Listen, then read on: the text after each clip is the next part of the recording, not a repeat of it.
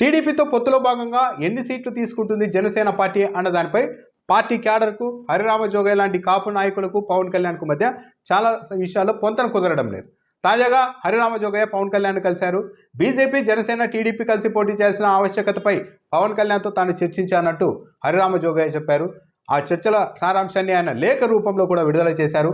ఈ లేఖలో హరిరామ జోగయ్య చేసిన వ్యాఖ్యలు ఇప్పుడు మళ్ళీ చర్చనీయాంశం అవుతున్నాయి.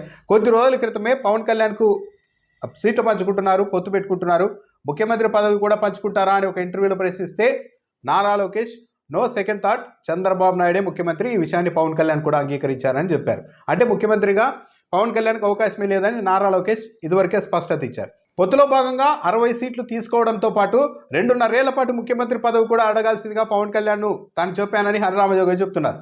ఇదైతే అసాధ్యంగానే కనిపిస్తోంది.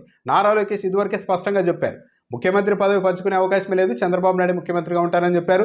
దాంతోపాటు డిప్యూటీ సీఎం పదవి విషయంలో కూడా పవన్ కళ్యాణ్కు నేరుగా హామీ కాకుండా Chandrababu Naidu, TDP politburo, Pawan Kalyan ముగ్గురు కలిసి డిసైడ్ చేసుకుంటారంటూ నారా లోకేష్ మాట్లాడేశారు. కాబట్టి ముఖ్యమంత్రి పదవి 2.5 ఏళ్ళు ఇవ్వాలి అన్న డిమాండ్ పవన్ కళ్యాణ్ ముందుగానే పెడితే ఈ పొత్తు కూడా ముందుకు వెళ్లే అవకాశాలు అయితే కనిపించవు. ఇలాంటి నేపథ్యంలో ఈరోజు అయితే హరిరామ జోగయ్య తన లేఖలో తాను పవన్ కళ్యాణ్కు గత ఎన్నికల్లో జనసేన పార్టీ 10,000కు పైగా ఓట్లు సాధించిన నియోజకవర్గాల వివరాలను అందించాను, కాబట్టి 60 నియోజకవర్గాల వరకు పొత్తులో భాగంగా తీసుకోవాల్సిందిగా తాను పవన్ కళ్యాణ్కు చెప్పానని ఆయన లేఖలో వివరించారు. అందుకు స్పందించిన పవన్ కళ్యాణ్ 40 సీట్ల వరకు తీసుకునేందుకు ప్రయత్నిస్తున్నట్టుగా తనతో వివరించారని కూడా హరిరామ జోగయ్య చెప్తున్నారు.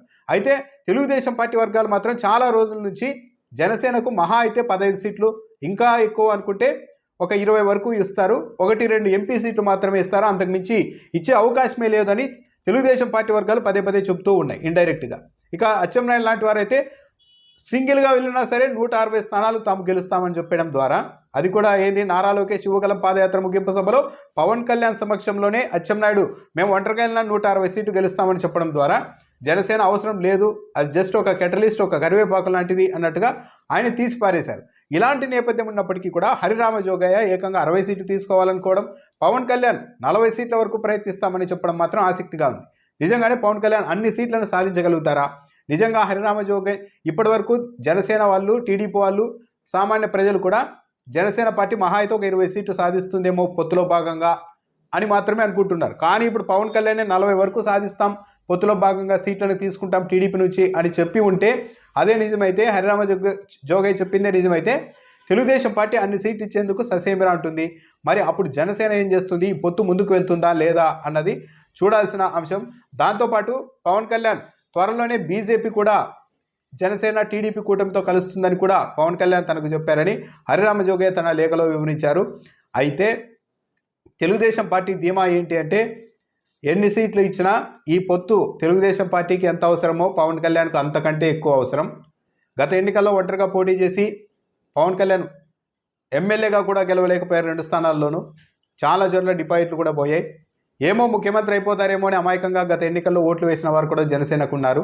ఇప్పుడు కానీ సింగిల్గా పవన్ కళ్యాణ్ ఎన్నికలకు వెళ్తే గత ఎన్నికల్లో వచ్చిన 5.53% ఓట్లు కూడా రావు.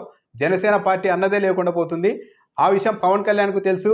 కాబట్టి తాము ఎన్ని సీట్లు ఇచ్చినా ఆ ఇస్తున్న సీట్లలో కూడా తెలుగుదేశం పార్టీలో అకామిడేట్ చేయలేకపోతున్న అభ్యర్థుల్ని అటువైపు పంపించి జనసేన బీఫామ్లు ఇప్పించినా అందుకు పవన్ కళ్యాణ్ ఒప్పుకోవాల్సిందే.